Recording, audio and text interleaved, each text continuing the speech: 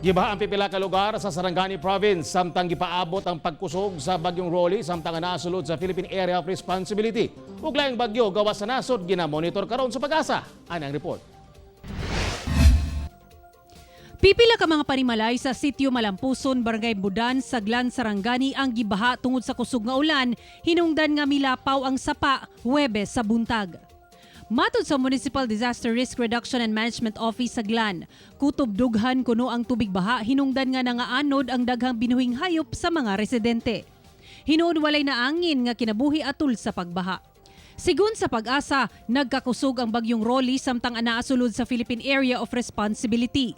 Sa advisory sa Pag-asa kaganinang alas 10 sa buntag, ana ang bagyo sa 1,100 kilometers east sa Central Luzon. Doon na kinigikusgon nga 165 kilometers per hour ug unos nga 205 kilometers per hour.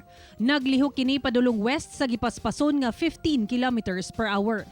Samtang laing bagyo gawas sa nasud ang ginabantayan karon sa Pag-asa nga anaa sa 2,150 kilometers east sa Mindanao.